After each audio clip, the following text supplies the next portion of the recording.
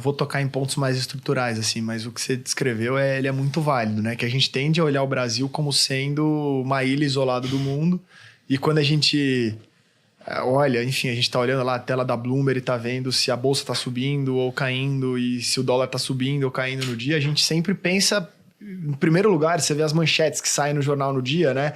A bolsa fecha em alta por conta de dinâmica mais positiva na empresa XYZ, ou fala do governo influencia a performance da bolsa, do dólar.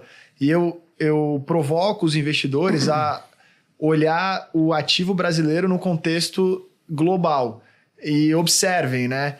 No dia que o dólar eventualmente sobe contra o real aqui, ou seja, o real desvaloriza, eu encorajo os investidores a olhar o comportamento, por exemplo, de outras moedas emergentes, para ver se não é a mesma coisa que está acontecendo, e a gente vê quem que está mandando nessa relação, é o real ou é o dólar. Eu diria que 70%, 80% desse movimento, na verdade, ele segue uma dinâmica global. Sim. Então o Brasil não está isolado do mundo. Obviamente, a gente tem questões idiosincráticas, né? Questões que são únicas e exclusivamente pertencentes ao Brasil e à dinâmica das coisas aqui.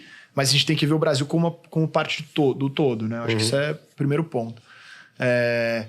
E aí eu acho que, assim, sobre essa questão, né? Puta, a gente tá pintando aqui um cenário mais desafiador lá fora, né?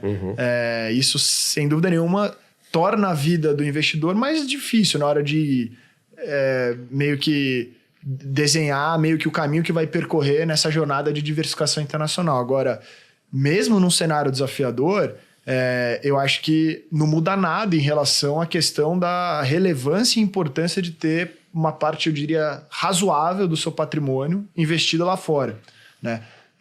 Eu acho que se a gente está falando de incerteza, de questões políticas, de questões econômicas, né, que a gente está eventualmente enfrentando lá fora, aqui no Brasil, isso vale 10 vezes mais, né? A gente deu um exemplo no começo do nosso papo da questão do IOF, que é uma questão de política, mas tem diversos obstáculos ou, diria, elementos econômicos aqui no Brasil que geram incerteza e que também geram, eventualmente, eu diria, prejudica a performance de uma carteira composta 100% por ativos brasileiros. Então, assim, de fato, a dinâmica lá fora está mais desafiadora. Agora, isso não muda em nada o fato de que é preciso ter uma parte razoável do portfólio alocada lá fora para se proteger desse tal do risco Brasil, né? Legal. A gente sempre começa... Todos os dias a gente manda um fechamento aqui, né, para os nossos assinantes dentro da plataforma da Finclass. E a gente sempre começa falando do cenário lá fora, né? Porque o que a gente percebe? Que, cara, quando você vai acompanhar em outros veículos de comunicação...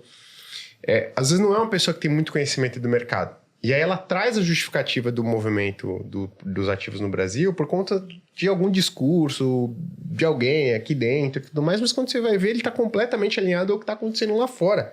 E é como você colocou, 70%, 80% das vezes é alinhado ao que está acontecendo lá fora. E a galera tá olhando aqui, olha pelo retrovisor e tenta linkar uma justificativa de algo que aconteceu aqui com o movimento. E, cara, na grande maioria das vezes não é isso que acontece. Aí a gente tá discutindo, fiscal, final do ano passado, fiscal, tá piorando, tá não sei o quê, tá não sei o quê. Você vai olhar o que aconteceu, piorou lá fora. O Brasil seguiu o caminho, piorou um pouco mais, legal, mas grande parte do movimento foi determinado pelo movimento lá fora. Aí agora, esse ano, saímos de 6 e pouco dólar e tá pra baixo. Fiscal melhorou? O fiscal nem mudou. Não mudou a perspectiva fiscal, você vai falar que, nossa, melhorou, pro dólar sair de 6,30 e vir pra 5,60, o fiscal deve estar uma maravilha. Tá igual ou pior. Ou pior, entendeu? Porque o tempo passa. E o dólar cedeu, por quê? Por conta do movimento lá fora. Então, eu acho que um bom insight aqui que o Rodrigo trouxe é se você quer entender a maior parte dos movimentos que acontecem aqui, é bom você entender o que está ditando os movimentos lá fora. Porque muito provavelmente 70%, 80% das vezes e dos movimentos vão ser ditados por isso. Tá certo? É lógico que, fiscal é algo muito relevante. É um problema que a gente tem no Brasil sempre, né?